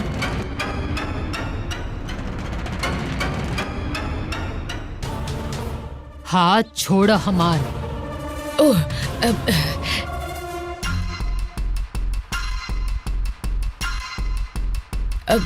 सॉरी ना, खड़े खड़े रउआ यही सब कर देनी। हम तो रउआ के फैन हो गई नी। रउआ हमारे को मदद करब का? करी ना। हम अनजान लोगन के मदद ना करेनी। 1 मिनट प्लीज। हमार मदद रउआ के करे के ही होगी। रउआ के सिवा हमार कोनो चारा नहीं के। हम रउआ से रिक्वेस्ट कर रहल बानी, हम रउआ के पैर पड़तानी। ना ना ना ना, पैर पड़े के जरूरत नहीं। हमरे पास और कोनो रास्ता ना बचल। हमके परेशानी में देख के ही भगवान रउआ के हमरे खातिर भेजले बानी, ऐसा लागता। हम भी देवी के भक्त बानी, प्लीज हमके ऐसे मना मत करी।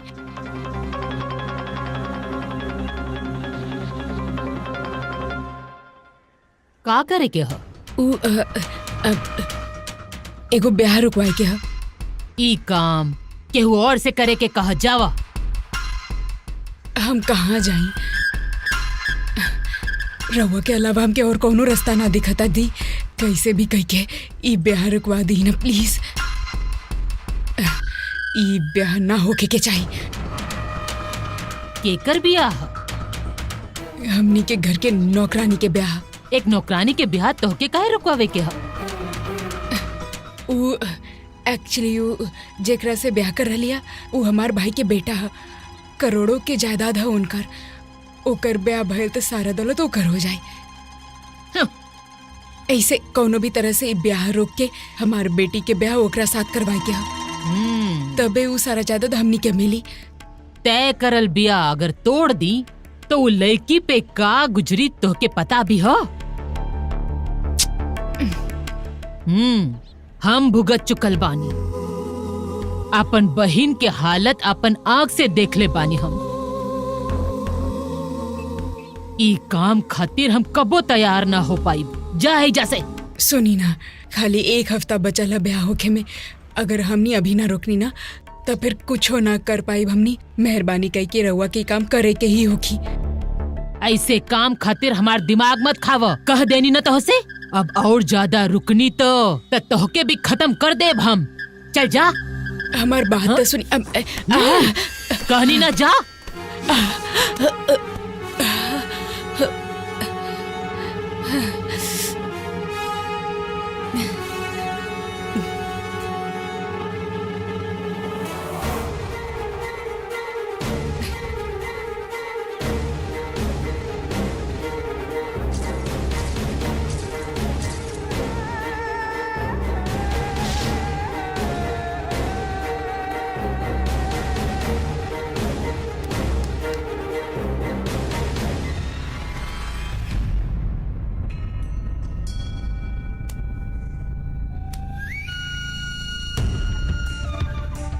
ई के बिया? उहे हम बताइनी ना, नौकरानी गंगा नाम बा एकर। और ई ये बा हमार भाई के बेटा एकर दोसर ब्याह बाई। ई का हो गइल?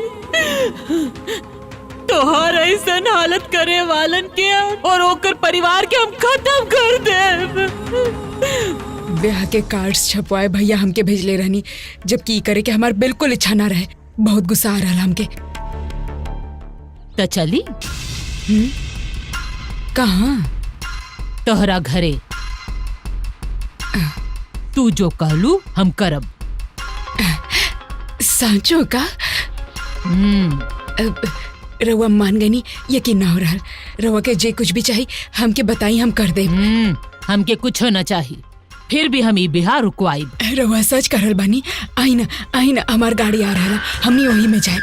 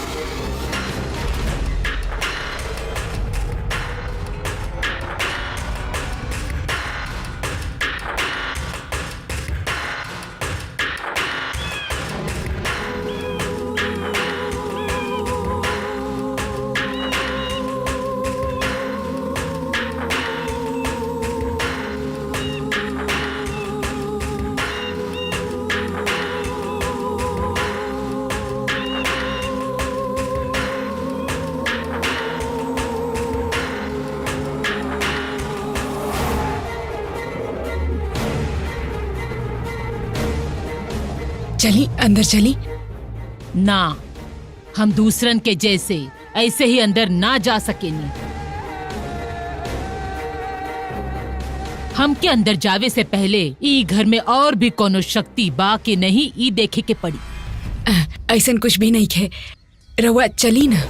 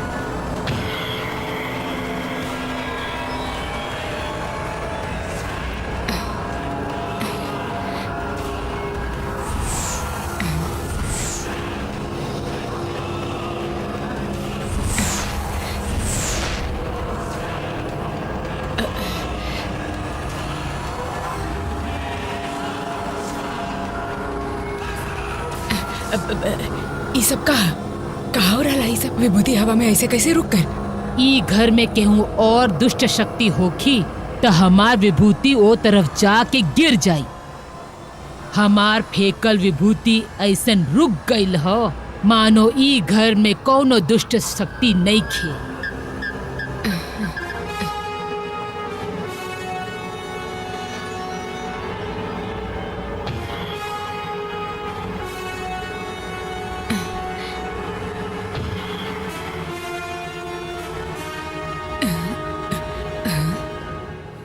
से पहले ई घर में कौनो शक्ति तो जरूर रहे। का भइलो कर? एजा एगो आत्मा रहे ऐसन कहल जाला। बाकी हमनी ओकरा एगो बाबा के मदद से बांध के रख ले बानी। बांध के रख ले बानी।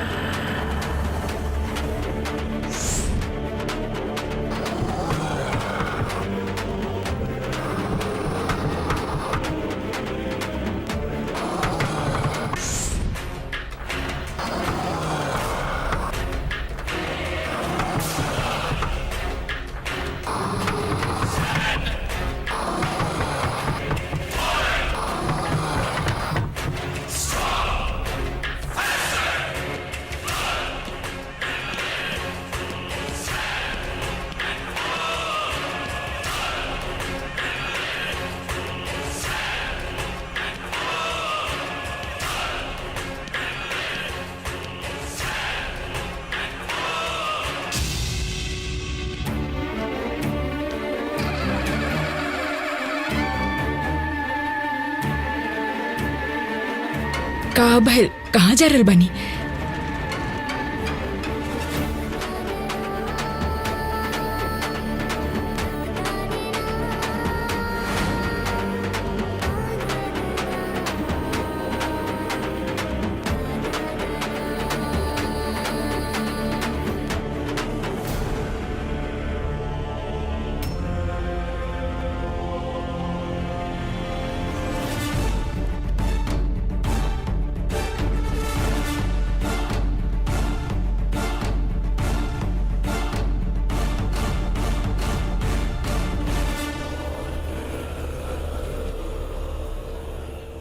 चुप का रहल बानी? केहू पूछलस त कह देब रउआ हमार फ्रेंड बानी। ना, हम एहिजा आइल बानी, एहिजा रुकले बानी। ई बात कोनो को पता ना चले के चाहिए। ई बात सिर्फ तोहार और हमार बीच में ही रहे के चाहिए। अब हाँ ठीक है। त रउआ के केहू देख ले एकरा से पहले रउआ हमार कमरा में चली।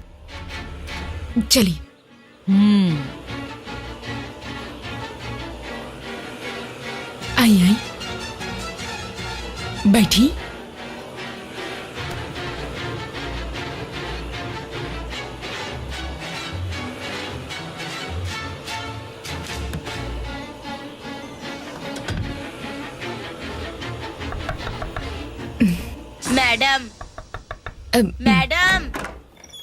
मैडम खाना लगा दे ले बानी, खाए खातिर चली। तू जा, हम आता नहीं। हाँ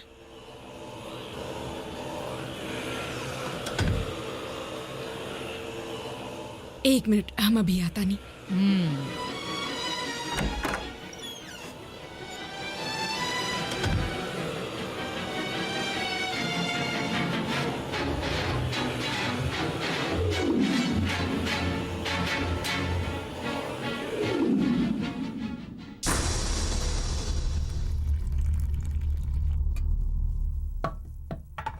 ना तू जा, हम ले ले।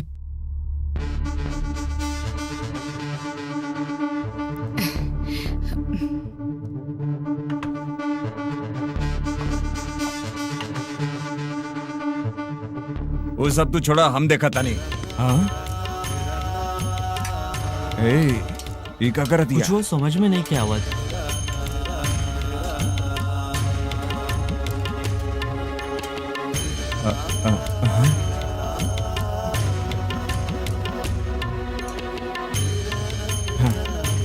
करत का भी है।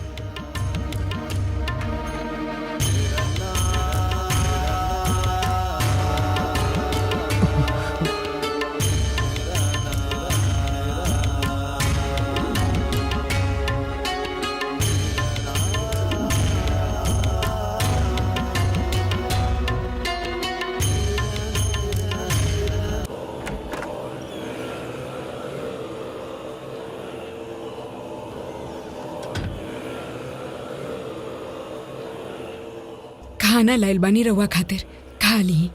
हम ना खाइब। काहे? ए घर के नमक खा के इहे घर के धोखा कैसे दे पाई हम? ए घर के पानी तक ना पियब हम। कुछ देवे के ही हो तब बाहर से लेके आवा। ई का खाना में का बुराई है, खा ली ना। जो कहनी ऊ करा। ई का खाना में का बुराई है, खा ली ना। जो कहनी ऊ करा। ठीक है।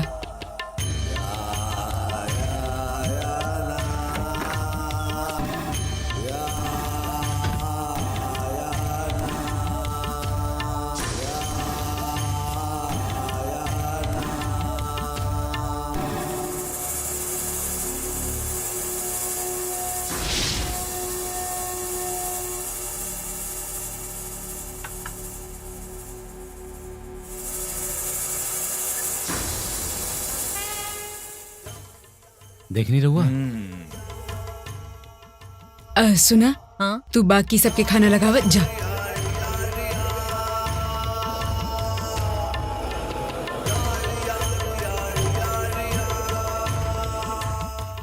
हेलो। Yes madam. जी हम राजशेखर के बहन बोल रहल बोली बानी। मैडम। हम जे खाना ऑर्डर कर रहल बानी उ घर भिजवा दी। 10 मिनट में आ जाइए मैडम। हाँ चल चल छुप छुप।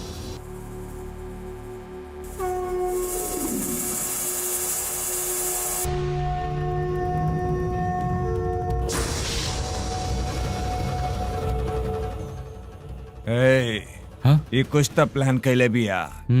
खाना में कुछ न कुछ मिलले भी आई। ये मामूली औरत नहीं खे, केहू के मार के शादी रुकवाई देखिया। हाँ पापा, अंदर जोन खाना लेके गइल भी है ना, वो वापस ले आकर रख देलस। ई जरूर ओकरा में कुछ मिलौले होखी। यही खातिर ना आज हमनी के खइबे ना कइल जाई। हाँ? अरे तू ई का कहा तड़ा? हाँ? का भइल पापा? ना हमरे जैसन दिमाग त नहीं सकता बात वरा में।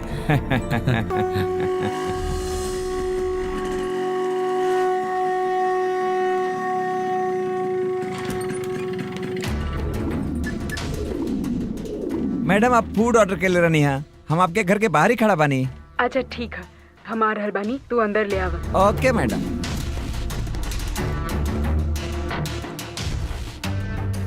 कितना भइल बिल?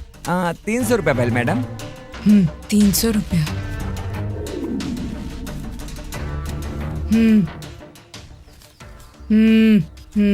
मैडम टिप।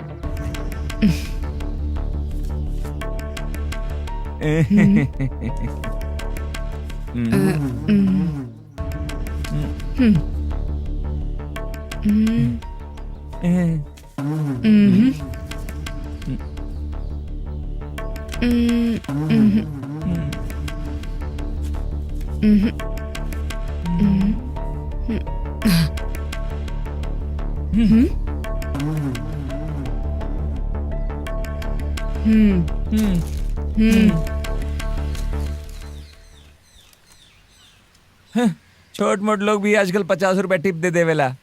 इतना बड़ा महल में रहेली और टिप के नाम पे सिर्फ 5 रुपए दे तड़ी।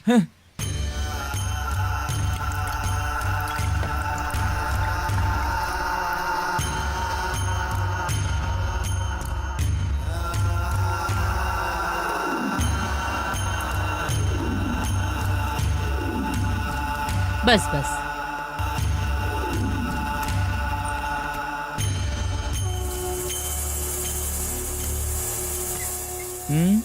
ये 5 रुपया बिल में डाल दे तो कम से कम पुण्य तो मिली हमरा के।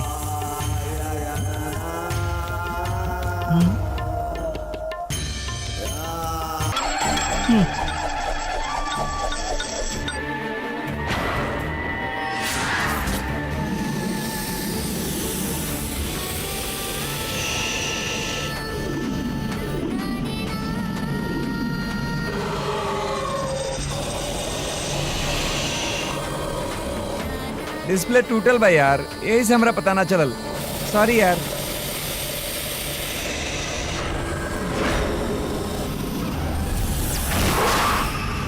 आह